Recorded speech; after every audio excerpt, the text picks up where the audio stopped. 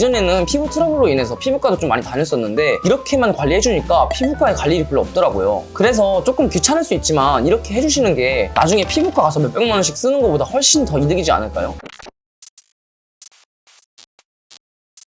안녕하세요, 엄브러쉬입니다. 앞에 보시는 것처럼 이렇게 많은 제품들이 놓여져 있는데요. 오늘은 제가 하는 스킨케어 루틴에 대해서 한번 전부 다 말씀을 드려보려고 합니다. 아침에 하는 스킨케어 루틴과 저녁에 하는 스킨케어 루틴으로 두 가지로 구분해서 말씀드릴 테니 한번 이대로 따라해보시면 피부가 엄청나게 좋아지는 걸 한번 느끼실 수 있을 겁니다. 저 같은 경우 10대, 20대 때는 저에게 맞는 제품이 어떤 건지를 몰라서 이것저것 사보다가 피부가 심하게 뒤집히기도 하고 여드름도 엄청 많이 나고 했었는데요. 그럴 때마다 이 제품 저 제품 사보면서 많은 시도를 했었는데 이 루틴대로 관리를 하고 난 이후부터는 주위에서도 너 피부 되게 좋아졌다, 피부가 생기 있어 보인다는 얘기도 정말 많이 들었던 것 같아요. 사람마다 민감성 피부가 있고 지성 피부가 있고 관성 피부가 있고 복합성 피부가 있는데 혹시 현재 여드름이나 염증이 조금 심하신 편이어서 걱정이신 분들은 무조건 피부과를 먼저 가셔서 진단을 받아보시는 걸 추천드립니다. 오늘 제가 말씀드리는 방법은 염증이나 여드름 치료의 목적이 아닌 집에서 쉽게 할 수 있는 홈케어 루틴이니까요. 이 부분 참고해서 시청해주시면 감사하겠습니다. 그럼 거두절미하고 모닝 스킨케어 루틴부터 설명드리겠습니다. 아침에는 우선 이 폼 클렌징으로 세안을 해줍니다. 아침에 물 세안만 하시는 분들도 계시는데 사람마다 다르겠지만 저는 자는 동안 피부에 노폐물이 쌓이고 베개 혹은 이불에도 꽤 먼지가 많다고 생각하는 사람이라서 아침에도 이 클렌징 폼을 이용해서 세안을 해주고 있어요. 클렌징 폼은 약산성인 클렌징 pom을 사용해주시는 게 가장 좋고, 보시는 것과 같이 현재 제가 사용하고 있는 제품은 에스네이처 아쿠아 라이스 약산성 클렌징 폼인데 이 제품이 저에게는 잘 맞고 쌀뜨물 클렌저라고 나오는데 그래서 그런지 피부가 조금 뽀얘지는 느낌도 받았고 수분감이 굉장히 촉촉한 느낌을 받았습니다. 사실 이 제품 말고도 다른 약산성 클렌징 폼도 더 저렴하고 괜찮은 제품들도 있으니까 참고해서 자신에게 맞는 클렌징 폼을 구매하셔서 사용하시면 좋을 것 같습니다. 클렌징 폼으로 사연을 맞춰주셨으면 그 다음엔 이 토너를 발라주시면 되는데요. 토너를 바르는 방식에는 크게 두 가지 방식이 있습니다. 닥토라고 닦아서 하는 토너 방식이 있고 흡토라고 해서 흡수를 시키는 토너 방식이 있는데요. 저는 닥토를 하지 않고 흡토를 사용하는 방식으로 사용하고 있습니다. 이 제품 또한 앞서 말씀드린 이 클렌징 폼과 같은 에스네이처사의 제품인데 굉장히 순하고 약산성이어서 사용했을 때 피부 자극이 덜하고 수분감도 채워주는 것 같아서 토너로 이 제품을 선택해서 사용하고 있습니다. 그래서 이렇게 토너까지 사용을 해주셨으면 그 다음에 이제 앰플 사용인데요. 사실 이 부분이 제가 스킨케어에서 가장 많이 신경 쓰고 가장 중요하게 생각하는 부분 중에 하나입니다. 앰플이 뭐냐고 물어보시는 댓글도 본 적이 있는데 앰플은 그냥 쉽게 말씀드리면 분홍축 에센스 제품이라고 보시면 됩니다. 우선 크게 제가 사용하는 제품은 세 가지 앰플을 사용하고 있는데요. 첫 번째 앰플은 보습력 강화를 위해서 사용하는 앰플입니다. 피부가 건조해지게 되면 주름이 생기기 쉬운 좋은 환경에 놓여지게 되거든요. 그래서 제가 피부 관리할 때 가장 신경 쓰는 게 보습감인데 이때 가장 중요한 성분 중에 하나가 히알루론산이라는 성분입니다. 여러 제품을 쓰다가 현재 이 톨이든 저분자 앰플을 사용한 지 1년이 조금 넘은 것 같아요. 이 제품은 히알루론산이 피부에 더 잘 흡수될 수 있도록 분자 크기가 다른 히알루론산을 배합했다고 합니다. 그래서 그런지 사용할 때 수분감이 굉장히 뛰어나서 제가 1년 넘게 직접 사서 사용하고 있는 제품이에요. 바르자마자 굉장히 빨리 흡수가 되는 제형으로 이루어져 있고 이 제품을 사용하고 난 뒤로부터 속건조도 잡히는 느낌도 들더라고요. 외출을 하게 되면 밖에서는 이제 메이크업을 한 상태이기 때문에 이런 제품을 바를 수 없어서 건조할 때도 많이 있는데 이 제품을 아침에 바르고 나가면 수분감 느껴지는 피부를 저녁까지 유지할 수 있었어요. 그 다음 소개해드릴 루틴은 바로 이 비타민C 제품인데요. 먹는 것뿐만 아니라 바르는 비타민C도 굉장히 피부에 중요하기 때문에 이것도 매일 발라주고 있습니다. 비타민C 앰플을 사용하는 주된 목적은 피부의 칙칙함을 잡기 위해서 그리고 미백 효과에 굉장히 탁월하기 때문인데요. 꾸준히 바르고 나니까 바르기 전과 비교해서 주위에서 피부가 굉장히 화사해졌다라는 피드백도 많이 들었고 하얘졌다는 얘기도 주위에서 많이 해주시더라고요. 비타민C는 주름 개선에도 굉장히 효과적이니까요. 피부가 좀 칙칙하다고 생각하시면은 비타민C 앰플을 사용해보시는 걸 꼭 추천드립니다. 시중에 나와있는 비타민C 앰플들은 굉장히 종류가 많은데 저 같은 경우는 구달의 비타민C 세럼을 사용하고 있습니다. 이 제품 이외에도 다양한 제품들이 많으니까 한번 참고해서 본인에게 맞는 제품을 사용해보시는 걸 추천드려요. 이 제품을 발라주셨으면 비타민 B 제품으로 갑니다. 바로 이 제품인데요. 흔히 나이아신 아마이드라고 불리는 제품입니다. 이 나이아신 아마이드라는 성분은 피부 트러블 관리에도 굉장히 효과적이고 미백 효과에도 굉장히 탁월한 제품입니다. 그래서 이 비타민 C 제품과 같이 사용해주시면 미백 효과를 배 이상으로 보실 수 있는 그런 제품입니다. 다만 이 제품을 사용하시기에 앞서 주의하셔야 될 사항이 이 제품 안에 들어있는 나이아신 아마이드의 함량인데요. 나이아신 아마이드라는 성분이 피부에 굉장히 자극이 심한 성분은 아니지만 피부가 조금 과하게 예민하시거나 현재 트러블이 많아서 염증이 피부에 많이 나신 분들은 사용에 있어서 조금 주의하셔야 되는데요. 그런 분들은 이 세럼 안에 들어있는 나이아신 아마이드 함량을 꼭 체크해서 사용해보시는 걸 추천드립니다. 함량이 높을수록 처음에 바르면 피부가 적응을 못해서 피부가 빨개지는 현상이 발생할 사용할 수 있는데요. 처음 사용하시는 분들은 반드시 퍼센트가 낮은 제품을 먼저 사용해보시고 괜찮다라고 느껴지시면 조금씩 퍼센트를 올려서 사용해보시는 방법을 추천드립니다. 이렇게 세 가지 앰플을 다 발라줬으면 이제 그 다음에는 수분크림으로 갑니다. 제가 키엘 제품을 굉장히 오래 사용을 했었는데 키엘 같은 경우는 오프라인 매장에서 구매하기가 접근성도 좀 떨어지고 매번 사러 나가기가 좀 귀찮은 게 사실이더라고요. 그래서 동네에 올리브영은 다 하나씩 있으니까 올리브영에서 구매할 수 있는 수분크림 중에 가장 좋은 수분크림은 뭘까라고 항상 고민을 했었는데 그러다 찾은 제품이 바로 이 제품이었습니다. 가격도 저렴한 편에 수분감도 굉장히 뛰어나고 아침마다 발라주면 피부가 산뜻해지는 느낌을 받더라고요. 그리고 제형이 가볍기 때문에 메이크업에 밀릴 위험도 적었습니다. 이제 수분크림까지 다 발라주셨으면 그 다음에는 이제 이 선크림을 발라주시면 되는데요. 선크림을 왜 써야 하는지 그리고 어떤 종류가 있는지는 여기 올려놓은 이 영상 뒤쪽 부분에 자세하게 설명을 드려놨는데 참고해보시면 좋을 것 같습니다. 선크림을 왜 발라야 하는지도 모르겠고 이 영상을 보기도 귀찮다라고 하시는 분들은 그냥 저를 믿고 매일 꾸준히 한번 발라보세요. 왜냐면 앞에 제가 설명드린 스킨케어 루틴들도 굉장히 중요한 부분 중에 하나이지만 사실 어쩌면 그보다 선크림을 매일 발라주시는 게 더 중요할 수도 있어요. 바르지 않으면 노화를 계속 촉진시킨다고 보시면 됩니다. 그래서 제가 사용하는 선크림은 이 제품이고요. 무기적차 제품이고 자극이 적어 민감성 피부이신 분들도 사용하기 굉장히 좋은 제품입니다. 이 제품 역시 제가 특별히 신경 쓰는 히알루론산이 포함되어 있어서 오전에 사용 시에도 오후, 저녁까지 보습감을 유지시켜주는 것 같습니다. 여기까지가 오전 스킨케어 루틴이었고요. 그러면 이제 저녁 스킨케어로 넘어가는데요. 사실 저녁 스킨케어는 앞서 말씀드린 것 같이 오전 스킨케어와 큰 차이는 없지만 다른 점이 두 가지가 있습니다. 우선 저녁에 집에 돌아와서 세안을 하실 때 이 클렌징 오일로 1차 세안을 해주시는 게 다른 점 중 하나인데요. 남성분들 중에서 많은 분들이 메이크업을 하셨는데도 불구하고 클렌징 폼만 사용해도 깨끗이 세안이 되시는 줄 알고 착각하시는 분들이 아직까지도 굉장히 많은 것 같아요. 클렌징 폼만 사용하게 되면 겉으로 볼 때는 깨끗이 세안이 되는 것 같지만 확대해서 보면 메이크업 잔여물들이 모공 사이사이에 껴있는 것을 확인하실 수 있는데요. 이렇게 깨끗이 세안이 되지 않은 상태로 수면을 취하게 되면 피부를 망치는 지름길입니다. 클렌징 오일 사용법은 우선 깨끗이 손을 닦으신 상태에서 얼굴에 물기를 묻히지 않은 상태에서 기름을 짜주신 다음에 가볍게 얼굴에 롤링해주시는 방법으로 해주시면 메이크업이 깨끗이 씻겨 나가시는 것을 볼 수 있습니다. 특히 코 부분 같은 경우에는 피지가 많기 때문에 이 오일을 사용해서 코에 롤링을 좀 해주시게 되면 피지 조절에도 굉장히 효과적이니까 세안 시 이 방법도 한번 고려해보시는 것도 추천드립니다. 시중에 순하고 좋은 클렌징 오일들이 굉장히 많은데 제가 사용하고 있는 제품은 이 제품이고요. 이 제품 말고도 여러 가지 제품들이 있으니까 구매에 참고해보시면 좋을 것 같습니다. 클렌징 오일로 1차 세안을 해주셨으면 아침과 마찬가지로 이제 클렌징 폼을 이용해서 세안을 해주시면 되는데요. 수분크림 바르기 전까지 아침과 동일한 방식으로 해주시면 됩니다. 저녁에는 수분크림 대신 다른 크림을 바르고 있는데요. 바로 이 진정크림을 저녁에 발라주고 있습니다. 물론 수분크림을 발라도 괜찮지만 진정크림을 바르는 이유는 낮에는 피부가 외부로부터 자극을 받기 때문에 그런 부분을 케어해주기 위해서 이 진정크림을 발라주고 있습니다. 진정크림을 바른 뒤부터는 트러블 진정에도 엄청난 효과를 받기 때문에 저녁에는 수분크림 대신에 이 제품을 발라주고 있는 이유기도 하죠. 제가 사용하고 있는 제품은 이 제품인데요. 제가 여러 가지 사용해본 결과 제 피부에는 이게 가장 효과가 좋았고 이 제품을 사용한 뒤부터는 트러블도 많이 나지 않고 바르고 자고 일어나면 피부가 엄청나게 진정되어 있는 효과를 많이 봤던 것 같아요. 그래서 본인이 혹시 여드름 피부나 트러블로 고민이 많다면 저녁에는 한번 이 제품을 발라보시는 걸 추천드려요. 다만 이 제품의 단점은 제품이 조금 꾸덕한 제형이기 때문에 아침에 바르기는 다소 부담스러운 면이 있고 이런 꾸덕꾸덕한 느낌을 별로 안 좋아하시는 분들은 반드시 구매 전에 참고하셔서 사용하시는데 문제가 없었으면 좋겠습니다. 그래서 오늘은 제가 이렇게 아침부터 저녁까지 다 하고 있는 스킨케어 루틴에 대해서 한번 설명을 드려봤는데 사실 제품들이 좀 많기 때문에 귀찮다고 느끼실 수도 있어요. 근데 저도 예전에는 올인원 제품 이런 거 바르다가 꾸준히 이렇게 해주니까 피부가 굉장히 좋아지는 걸 느꼈고 예전에는 피부 트러블로 인해서 피부과도 좀 많이 다녔었는데 이렇게만 관리해주니까 피부과에 갈 일이 별로 없더라고요. 그래서 조금 귀찮을 수 있지만 이렇게 해주시는 게 나중에 피부과 가서 몇백만 원씩 쓰는 것보다 훨씬 더 이득이지 않을까요? 이 정도만 딱 꾸준히 해주시면 피부 관리에 굉장히 효과적이니까 믿고 한번 따라해보시면 좋을 것 같아요. 효과는 진짜 제가 보장하겠습니다. 그러면 다들 건강한 피부를 가지시길 바라면서 오늘 영상은 여기서 마무리하고 조금 더 유익한 콘텐츠로 찾아뵙도록 하겠습니다. 영상 시청해주셔서 감사합니다.